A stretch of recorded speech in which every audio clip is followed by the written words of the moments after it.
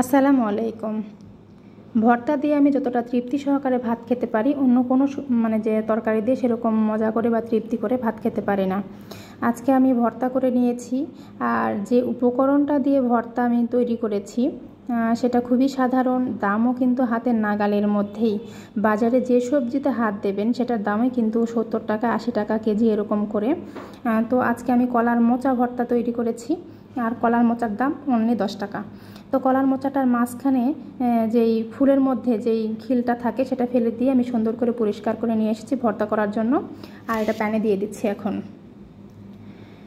আমি সামান্য একটু পানি, লবণ এবং হলুদের গুঁড়া দিয়ে এই মোচাগুলো সিদ্ধ করে নেব।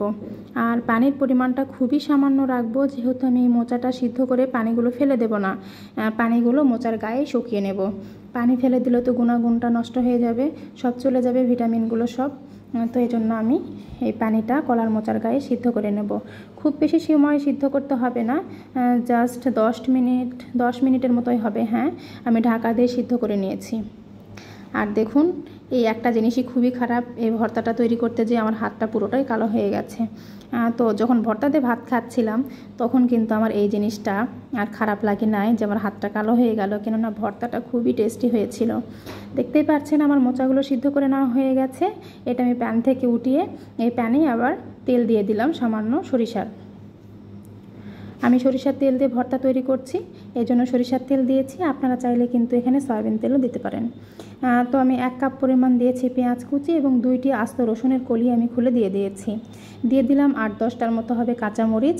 এক্ষেত্রে আপনারা আপনাদের পছন্দ মতো কিন্তু এখানে মরিচ ব্যবহার করতে পারেন।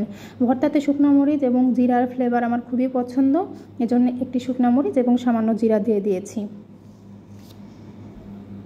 এগুলো এখন আমি সুন্দর করে একটু ভাজা ভাজা করে নেব। যখন নরম হয়ে আসছে পেঁয়াজ রসুনগুলো, এখানে আমি দিয়ে দিচ্ছি 1 পিস ইলিশ মাছ। এই ইলিশ মাছটা ব্যবহার করলে ভর্তার টেস্ট বহুগুণে বেড়ে যাবে। আর যদি কেউ স্কিপ করতে চান তাহলে কিন্তু ইলিশ মাছটা ছাড়াও ভর্তাটা তৈরি করে নিতে পারেন। অনেকে আবার টাকি মাছ দিয়েও কিন্তু এই ভর্তাটা তৈরি করে নেয়। আমি এখানে যেহেতু মোচার মধ্যে লবণ এবং হলুদ ব্যবহার করেছি, এজন্য সামান্য পরিমাণ লবণ এবং হলুদের গুঁড়া দিয়ে দিয়েছি। মাছের পিসটা আমি আস্ত রাখবো যেন কাঁটাগুলো ছড়িয়ে না যায়, এজন্য কিছুক্ষণ নাড়াচাড়া করলেই দেখা যাবে যে পেঁয়াজগুলো ভাজা ভাজা হয়ে গেছে এবং মাছটাও সিদ্ধ হয়ে গেছে। এই সময় আমি সেই যে ভাপিয়ে রেখেছিলাম কলার মোচাগুলো সেটা দিয়ে দিচ্ছি। যেহেতু কলার মোচাটা সিদ্ধ করে নেওয়া আছে, এজন্য খুব বেশি সময় লাগবে না এটা কড়াইয়ে জ্বালাইতে। আমি জাস্ট 4-5 মিনিটের মতো হবে জ্বালিয়ে নিয়েছি।